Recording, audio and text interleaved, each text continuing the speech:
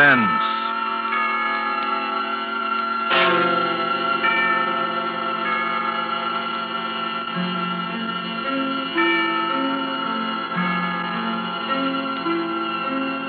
This is the Man in Black, here again to introduce Columbia's program, Suspense. From Hollywood, we bring you a star, Mr. Orson Welles, who this evening begins a 4-week engagement as guest of these proceedings. In the interest of prime suspense, Mr. Welles and the producer of this series have scheduled 4 radio stories which they feel are particularly distinguished in our chosen field. The first of these is The Most Dangerous Game by Richard Connell. And so with the performance of Orson Welles in the character of General Zaroff and Keenan Wynn as Sanga Rainsford, who learned from Zaroff what was the most dangerous game, we again hope to keep you in suspense.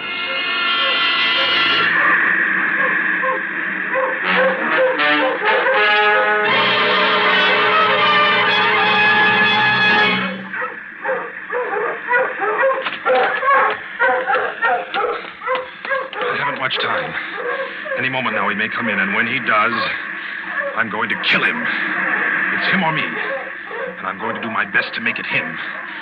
Or maybe it sounds crazy to you. I guess it does. It would have sounded crazy to me a few days ago when I was with Whitney on the yacht. I was on a pleasure trip. A pleasure trip! How could I or anyone realize then the horror and torment I was to go through? How was I to know of Yvonne? And the death swamp, and the hounds. How was I to know of Zaroff? Think of it. It was only 4 nights ago that the ship went down. We'd been talking about this island, Ship Trap Island, Whitney said it was called on the charts. He was sleepy and started on down below to turn in. I was mixing myself a nightcap when I looked up and saw it. A tremendous reef racing at us out of the fog. I screamed out a warning, but it was too late. We were right upon it.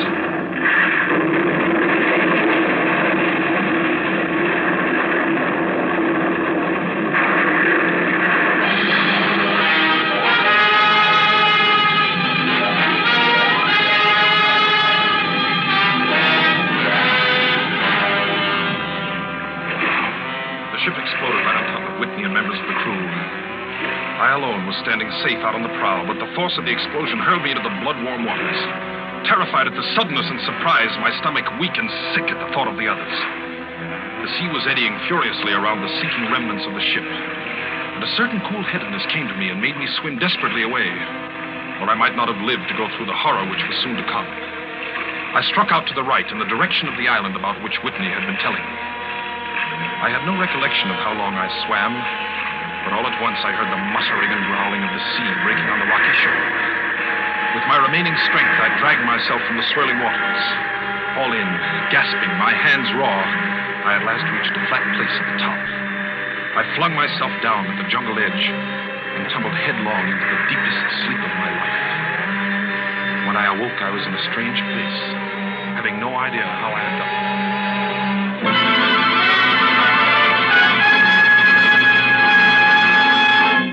Well, Yvonne, our friend seems to be awakening. Where is this? Where am I? Do not be alarmed, my friend. My man Yvonne found you out on the cliff. He brought you here to be taken care of. Oh, thank God there's life on this island. I hardly believed.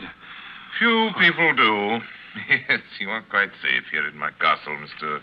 Rainsford. Yes. Rainsford. I'm Sanga Rainsford of New York. Rainsford?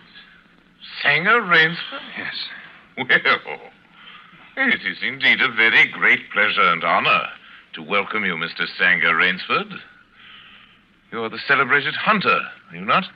Yes. You know me? By reputation only. I've read your book about hunting snow leopards in Tibet, you see.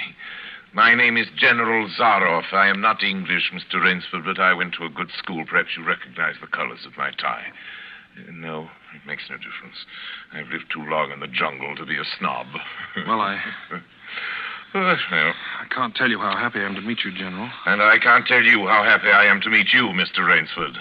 But come, we shouldn't be chatting here. We can talk later. You must be hungry. Yes, I am rather. What? Ivan thought you'd like a robe. He's drying your clothes for you. Oh, thank you. Ivan's an incredibly strong fellow, but you mustn't mind his looks. His ears were cut off in battle, and he has the misfortune to be deaf and dumb. He is sensitive about his appearance. A simple fellow, really, but I'm afraid a bit savage.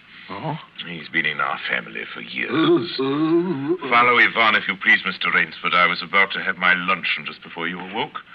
We can have it together now. Does the robe fit you all right? Oh, yes, perfectly, thanks. I'm so glad. You have quite a collection of heads here. Lions, tigers, elephants, moose, bears. Oh, I don't believe I've ever seen a more perfect specimen. They are nice. I take great pride in them. You have good cause. Coming from you, Mr. Rainsford, that is a great compliment. Here we are. You sit over there. Thank you. Not at all. Right, Ivan? We do our best to preserve the amenities of civilization here. Please forgive my lapses. Of course. Yes. Well off the beaten track, you know. Shoo-shoo. Shoo-shoo. Shoo-shoo. This is my little pet, Mr. Rainsford. As a hunting falcon, Shoo-shoo is of no further usefulness in the field. But I'm fond of its company. Am I not, little sweetheart? Patience, my darling. I know you're hungry, my dear. We hunt tonight.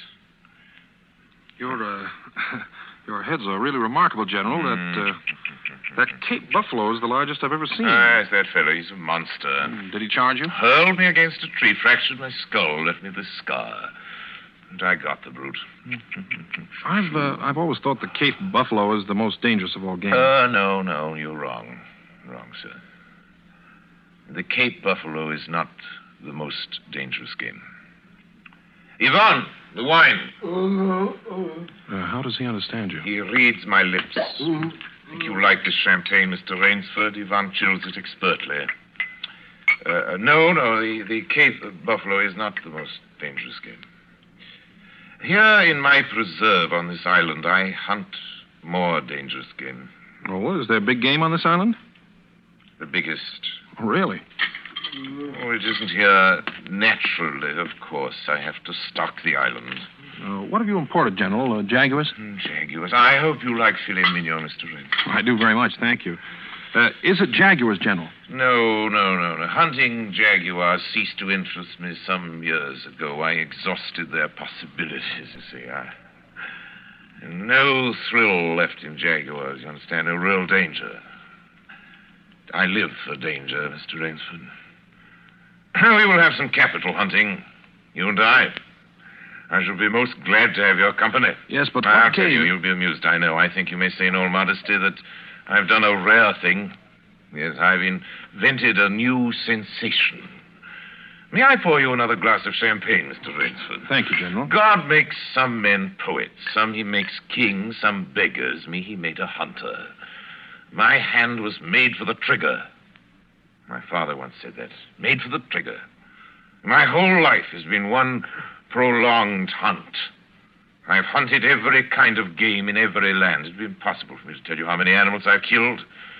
Grizzlies in your Rockies, crocodiles in the Ganges, rhinoceroses in East Africa. This is in Africa, by the way. That Cape buffalo hit me and laid me up for 6 months.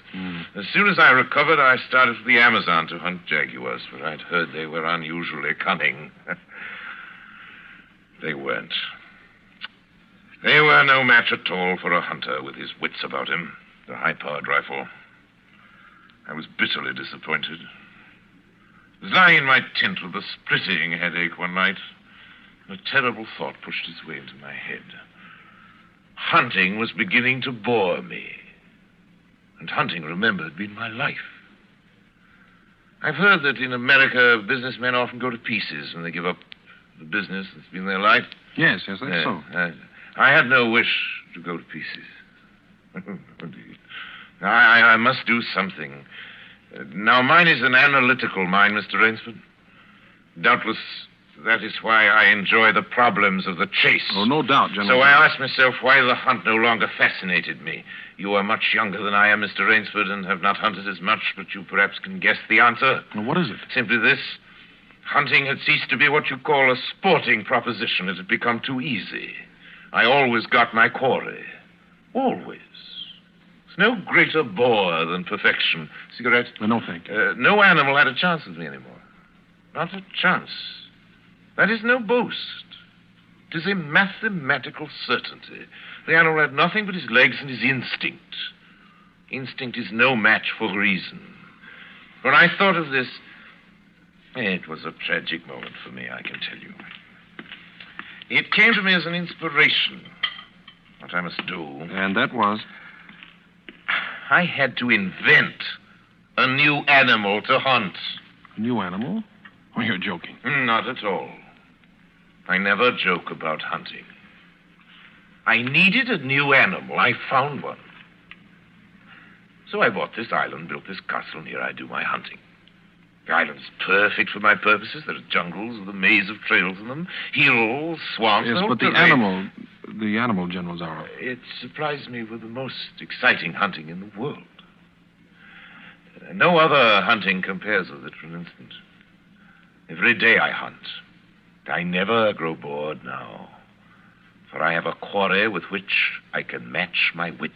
Yes, but you still haven't... I wanted the ideal animal to hunt, so I said, what are the attributes of an ideal quarry? And the answer was, of course, it must have courage, cunning, and above all, it must be able to reason. Well, no animal can My dear reason. fellow, there is one that can. One? But you can't mean... And why not? Well, I can't believe you're serious, General Zaroff. You're just joking. Joking? I'm quite serious. Speaking about hunting. Hunting? You're speaking about murder. Oh, dear me, that unpleasant word. I think I can show you that your scruples are quite ill-founded. Yes? I hunt the scum of the earth. Sailors from tramp ships, lascars, Japs, mongrels, a thoroughbred horse, a hound is worth more than a score of them. But these are men. Precisely, that is why I use them. It gives me pleasure. They can reason after a fashion, so they are dangerous. But where do you get them? Oh, we visit my training school. It is in the cellar. I have about a dozen pupils down there now. They're from the Spanish bark San Lucar that had the bad luck to go with the rocks out there. A very inferior lot, I regret to say. Poor specimens, more accustomed to the deck than to the jungle. Another glass? No. It's a game, you see. It's a sort of game. I suggest to one of them that we go hunting. I give him a supply of food and an excellent hunting knife. I give him 3 hours start. I am to follow, armed only with a pistol of the smallest caliber and range. If my quarry eludes me for 3 whole days, he wins the game. If I find him, he loses. Suppose he refuses to be hunted. I give him his choice, of course. He need not play that game if he does not wish to. If he does not wish to hunt, I turn him over to Ivan. Ivan once had the honor of serving as official knouter to my old king, and he has his own ideas of sport. Invariably, Mr. Rainsford, invariably they choose the hunt. And if they win? To date, I have not lost. I do not wish you to think me a braggart, Mr. Rainsford. Many of them afford only the most elementary sort of problem, I assure you. Occasionally I strike a Tartar. Sue remembers the Tartar, don't you, darling? Yes, he almost did win. I eventually had to use the hounds. You see? Wait a moment, I'll open the window. Hello, boys!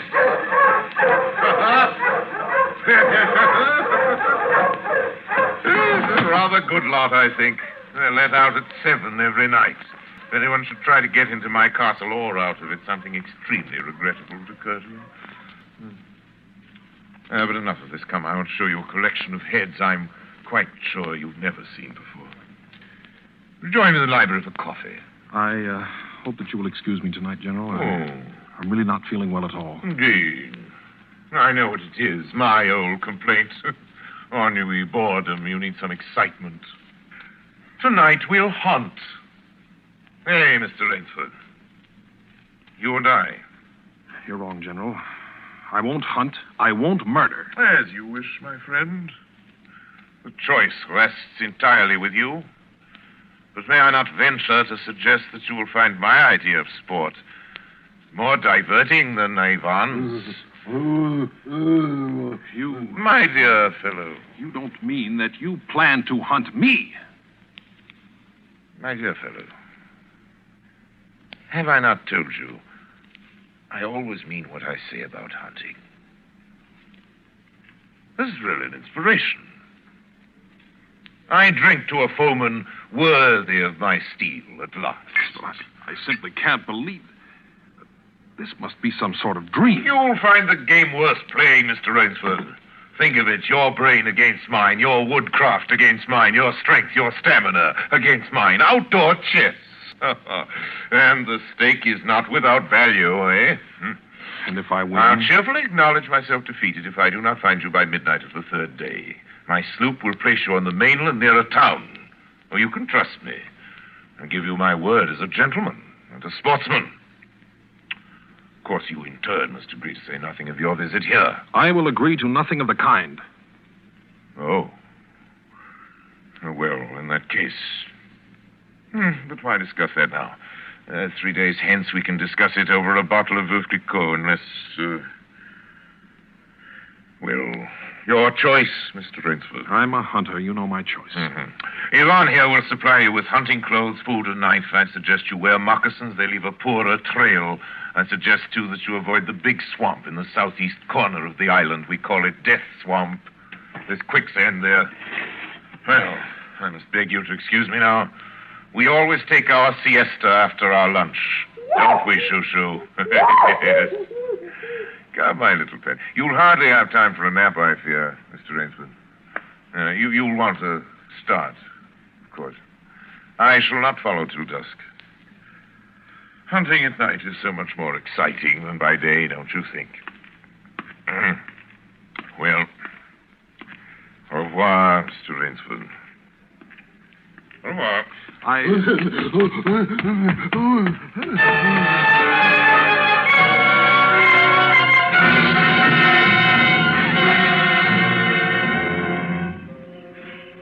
I'd fought my way through the bush for 2 hours, repeating to myself over and over again, I must keep my nerve. I must keep my nerve. My whole idea at first was to put distance between myself and General Zaroff. And to this end, I had plunged along through the thicket, spurred on by the sharp rowels of something very much like panic. Now I had got a grip on myself. I'd stopped. I was taking stock of the situation. I saw that straight flight was futile. Inevitably, it would bring me face to face with the sea. Well, I'll give him a trail, I muttered. And I struck off from the rude path I had been following and into the trackless wilderness. I made a series of intricate loops. I doubled back on my trail again and again, recalling all the lore of the fox hunt, all the dodges of the fox. Night found me exhausted, my hands and face lashed by the branches on a thickly wooded ridge. My need for rest was imperative, and I thought, I played the fox, now I must play the cat of the fable. A big tree with a thick trunk and outspread branches was nearby, and taking care not to leave the slightest mark, I climbed up and stretched out on one of the broad limbs. Rest brought me new confidence and almost a feeling of security. Even so expert a hunter as General Zaroff cannot trace me here, I assured myself. An apprehensive night crawled slowly by, my mind keenly alert for any sound, any warning. Towards the dawn, an instinct I never knew existed, like an animal must possess, impelled me to look far off in the distance in a westerly direction. Sure enough, following the trail with the sureness of a bloodhound came General Zaroff. Nothing escaped those searching black eyes. No crushed blade of grass, no bent twig, no mark, no matter how fine in the moss. My heart pounding furiously, I slid down quickly from the tree and struck off again into the woods. I knew I had to do something desperate. I knew that I had little time in which to do it. 300 yards from my hiding place, I stopped where a huge dead tree leaned precariously on a smaller living one. Throwing off my sack of food, I took my knife from its sheath and began to work with all my energy. The job was finished at last, and I threw myself down behind a fallen log 300 feet away. I did not have to wait long.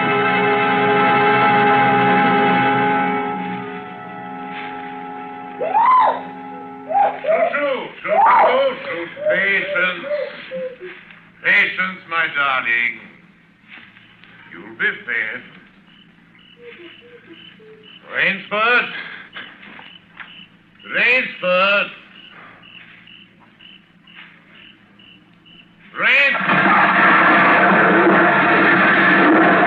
Got him. Well, Rainsford? What? If you are within sound of my voice, as I suppose you are, let me congratulate you. Not many men know how to make a Malay man-catcher. Luckily for me, I too have hunted in Malacca. You are proving interesting, Mr. Rainsford. Very interesting. The tree brushed my shoulders. I jumped back. I'm going to have the wound dressed. It's only slight. So I shall be back, Mr. Rainsford. I shall be back.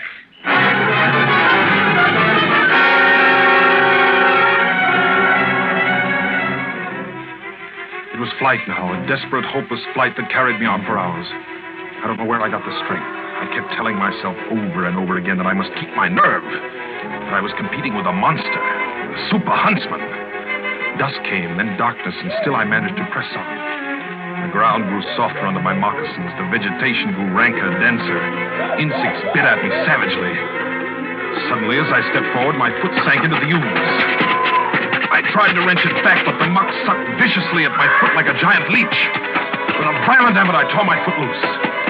I knew where I was then. Death Swamp and its quicksand. But the softness of the earth had given me an idea. I stepped back from the quicksand a dozen feet or so and began to dig. When the pit was above my shoulders, I climbed out and from some hard saplings cut stakes and sharpened them to fine points. These stakes I planted in the bottom of the pit with the points sticking upwards. As fast as I could, I wove a rough carpet of weeds and branches and with it covered the mouth of the pit. And wet with sweat and aching with tiredness, I crouched behind the stump of a lightning-charmed tree. Oh, I knew Zaroff was coming. I could hear the paddling sound of his feet on the soft earth. Zaroff was coming, and coming fast. He was not feeling his way along foot by foot. Crouching there, I could neither see him nor see the pit. I lived a year and a minute, frozen, every muscle tensed.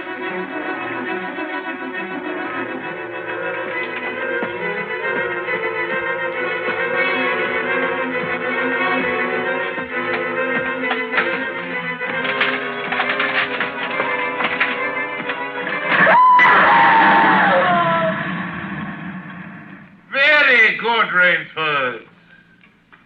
Very good. You've done well. Your Burmese tiger pit has claimed one of my finest towns.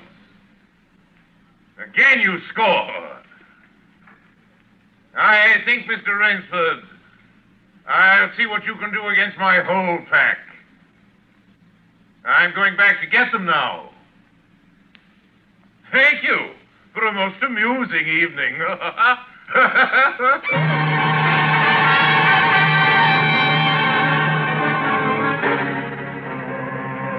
At daybreak, lying near the swamp, I was awakened by a sound that made me know I had new things to learn about fear. It was a distant sound, faint and wavering, but I knew it. It was the baying of a pack of hounds. I could do one of two things. I could stay where I was and wait. That was suicide. I could flee. That was postponing the inevitable. I had put my very last hope into that tiger pit. For a moment, I stood there thinking. All at once, an idea that held a wild chance came to me, and tightening my belt, I headed away from the swamp. The baying of the hounds drew nearer. They would be on me any minute now. My mind worked frantically. I thought of a native trick I had learned in Uganda. I caught hold of a springy young sapling, and to it fastened my hunting knife with the blade pointing down the trail. With a bit of wild grapevine, I tied back the sapling. Then I ran for my life. They raised their terrifying voices as they heard them and felt the fresh scent. I knew then how an animal at bay feels. At last I had to stop to get my breath. The baying of the hounds stopped just as suddenly. And with it my heart stopped too. They must have reached the knife. Excitedly, I shinnied up a tree and looked back. My pursuers had stopped all right, but the hope that had been in my brain when I climbed died. For in the shallow valley, I saw that General Zaroff was still on his feet, but Ivan was not. Apparently, he had come along to hold the hounds. The knife, driven by the recoil of the springing tree, had splintered through his chest. I'd hardly tumbled to the ground when the pack took up the cry again. Nerve, nerve, nerve, nerve, I panted as I dashed along. A blue gap showed between the trees dead ahead. The hounds were almost on top of me. I forced myself on towards that gap. I reached it. It was the shore of the sea. Across the cove, I could see the gloomy gray stone of the castle. 20 feet below me, the sea rumbled and hissed. I hesitated. I heard the hounds. Then I leaped far out into the sea.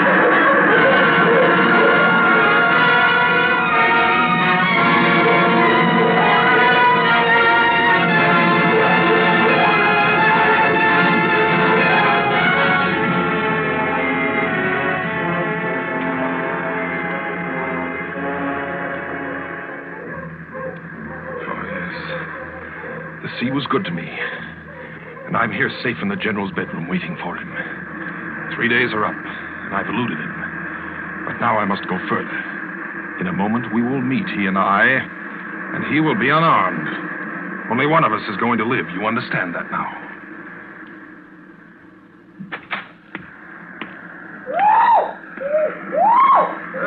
Quiet, Shushu. Shushu! You must be patient, dear. You must forgive me. You're hungry, I know.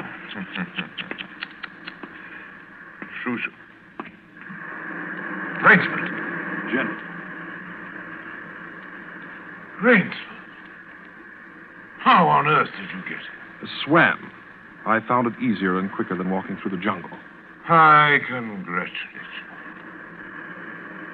Extraordinary. You've won the game. Oh, no, General. I'm still a beast at bay, here.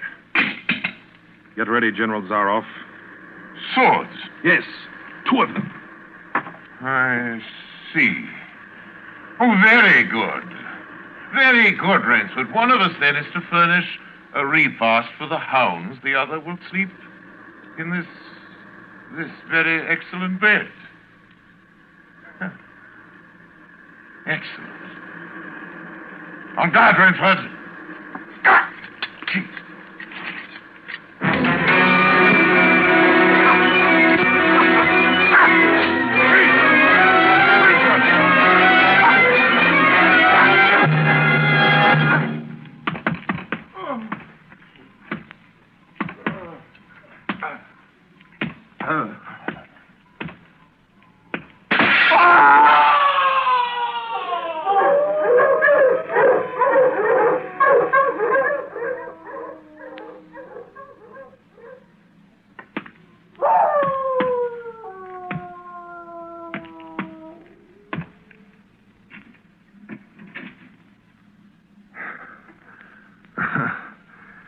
It was just as my late host said it would be. A very excellent bed.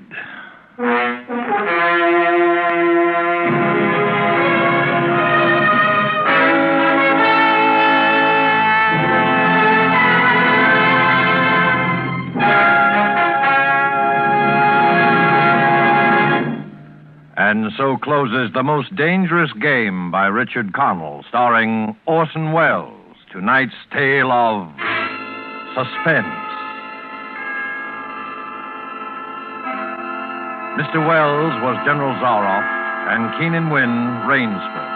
This is your narrator, the man in black, who conveys to you Columbia's invitation to spend this half hour in suspense next week, same time, when Orson Welles will again be our star in Sir Arthur Conan Doyle's story, The Lost Special. The producer of Suspense is William Spear, who tonight also directed the broadcast, and who, with Bernard Herrmann, the conductor, Lucien Morawick, who composed the original score, and Private Jacques Anson Fink, the radio author, collaborated on tonight's Suspense.